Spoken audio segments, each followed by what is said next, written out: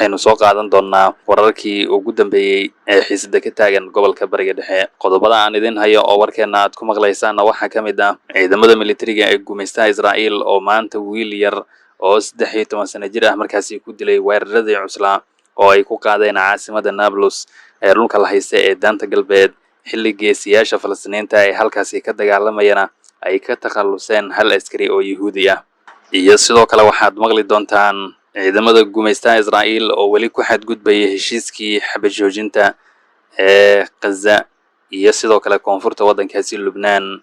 waxaana weli socda duqeymo culus oo Yahuudda ay ka geysanayaan koonfurta waddankaasi. iyo sidoo kale waxaad maqlaysaan Bezalel Smotrich oo ka mid ah wasiirada xagjirka ah ee gumaystaha Israa'iil oo ka soo horjeestay in la xiro Israa'iiliinta xagjirka ah ee dhulka Falastiin markaasi lagu degaameeyay ee rabshadaha burburka iyo dilalka markaasi ku haya shacabka Falastiiniinta ah. iyo sidoo kale waxaad maqlaysaan Hamas iyo saraakiisha hay'adda lanqeyrta cas ee caalamiga ah oo weli raadinayo bakhtiga Israa'iiliinta weli maqan ee laga baadigoobayay qaybo badan oo ka mid ah caasimadda Gaza ee waqooyiga marinka Gaza ee Falastiin. qodobadaas iyo qodobo kale oo faahfaahsan ayaan idin hayaa oo warkeena aad ku maqlaysaan daqiiqadaha nagu soo aadan. haddii aad nagu cusub tahay ha hilmaamin in subscribe-ka aad nagu taageertid si muuqaalo ceenkan oo aad u xiiso badan aad dalkan uga bogotid. waxaan ku horeynayaa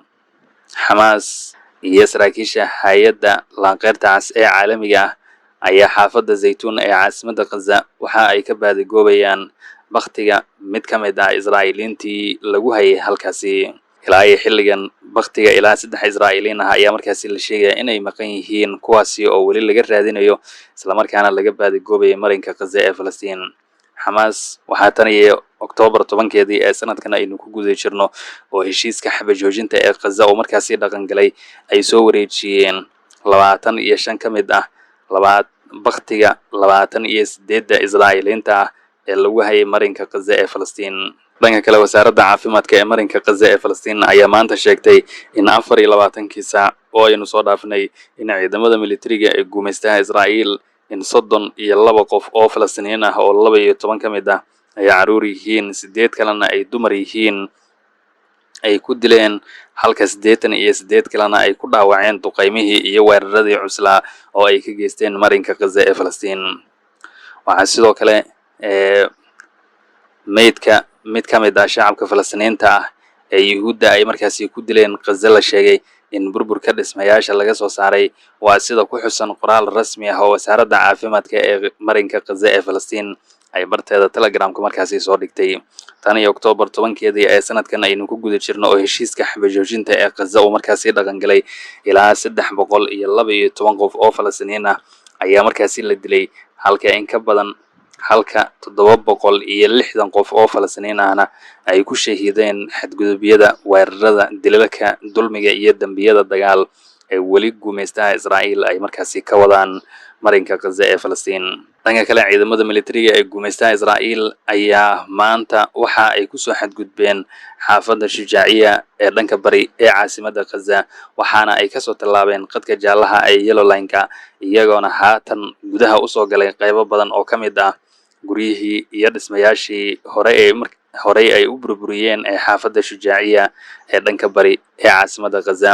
ciidamada gumaystaha Israa'iil ayaa haatan la sheegayaa in taangiyadooda iyo gawaaridooda gaashaaman in halkaasi ay la yimaadeen, waxaana jira shacab tiro badan oo Falastiiniin ah oo la sheegaya in ay maqan yihiin islamarkaana meelna aanan lagu sheegi karin. wararka qaarkood sidoo kale waxay tibaaxayaan xilligan oo gumaystaha Israa'iil ay markaasi qabsadeen qaybo badan oo ka mid ah xaafadda Shujaaciya ee caasimadda Gaza in Falastiiniin badan ay markaasi ku adkaatay in guryahooda ay dib ugu laabtaan. gumaystaha Israa'iil waxaa sidoo kale haatan ay doonayaan in ay kasoo gudbaan qadka jaalaha ee Yellow Line-ka ee dhanka galbeed ee caasimadda Gaza waxaana halkaasi ku go'doonsan sida wararku ay tibaaxayaan shacab tiro badan oo Falastiiniin ah. dhanka kale raadiyaha ciidamada militariga ee gumaystaha Israa'iil ayaa goor sii horeysay laga tabiyay in ciidamada sirdoonka ee gudaha Israa'iil ee Shinbet ay u soo jeediyeen dowladda ra'iisul wasaare Benjamin Netanyahu in ay dib u soo celiyaan nidaamkii lagu soo xiriyay Israa'iiliinta xagjirka ah ee rabshadaha markaasi ka geysanayo dhulka la haysta ee daanta galbeed weliba xilligan oo rabshadahan ay markaasi sii xoogeysteen. bishii 10aad ee Oktoobar ee sanadkan aynu ku guda jirno ayaad markii wasiirka gaashaandhigga ee gumaystaha Israa'iil Israel Katz uu amar ku bixiyay in aanan markaasi la soo xirin Israa'iiliintan xagjirka ah ee dhulka Falastiin markaasi lagu degaameeyay ee rabshadaha iyo weerarada ka geysanaya halkaasi. markii hore ciidamada gumaystaha Israa'iil waxa ay xor u ahaayeen in ay soo xiraan Israa'iiliintan isla markaana ay ku hayaan xabsiyada iyaga oo aanan markaasi maxkamadda la soo taagin ama wax dambiye ah aanan lagu soo oogin. ha yeeshee wasiirka maaliyadda ee gumaystaha Israa'iil ee midigta fog Bezalel Smotrich ayaa ka soo horjeestay in sharcigaasi dib loo dhaqangeliyo, isagoona markaasi ka dalbaday Israel Katz in uusan aqbalin in la soo xiro oo xabsiyada markaasi lagu hayo Israa'iiliinta xagjirka ah ee dhulka Falastiin markaasi lagu degaameeyay. tani ayaa sidoo kale ku soo aadaysa xilli hay'adda u dooda xuquuqda aadanaha ee gudaha Israa'iil ay markaasi sheegtay in ka badan 3,000 oo qof oo Falastiiniin ah in haatan lagu hayo xabsiyada Israa'iil, kuwaasi oo wax dambi ah aanan lagu soo oogin ama xitaa aan maxkamad markaasi la soo taagin. dhanka kale ciidamada militariga ee gumaystaha Israa'iil ayaa weli ku xadgudbaya heshiiskii xabajoojinta ee waddankaasi Lubnaan,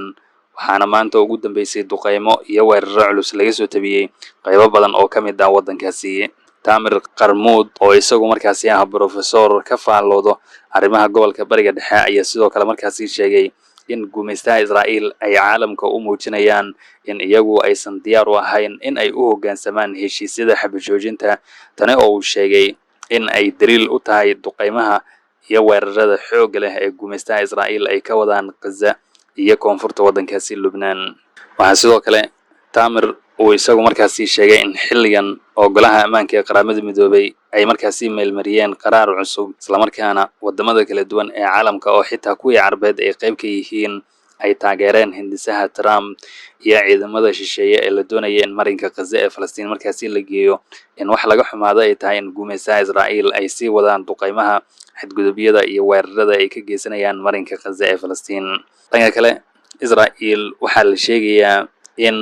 ay si cad ugu sheegtay dowladda Washington in uu qorshaheedu yahay in maalmaha nagu soo aadan duqeymo iyo weeraro culus in ay ka bilaabaan qaybo badan oo ka mid ah waddankaasi Lubnaan. Xisbullah ayaa dhanka kale isha lagu hayaa, waxaana la sugi doonaa jawaabta culus oo ay ka bixin doonaan xadgudubyadan iyo weeraradan sida joogtada ah haatan gumaystaha Israa'iil ay uga geysanayaan koonfurta waddankaasi Lubnaan. dhanka kale geesiyaasha Falastiiniinta ee ka dagaalamayo magaalada Nablus ee koonfurta dhulka la haysta ee danta galbeed ayaa maanta si xun u dhaawacay askari Yahuudi ah oo ka tirsan ciidamada kaydka ee gumaystaha Israa'iil, kaasi oo ka mid ahaa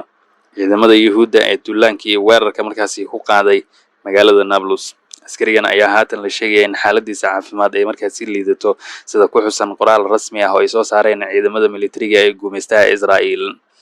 geesiyaasha Falastiiniinta ee ka dagaalamaya caasimadda Nablus ayaa sidoo kale qoraal rasmi ah oo ay soo dhigeen bartooda Telegramka waxa ay ku sheegeen in ay burburiyeen gawaari gaashaaman oo ay wateen ciidamada militariga ee gumaystaha Israa'iil, kuwaasi oo ay u aaseen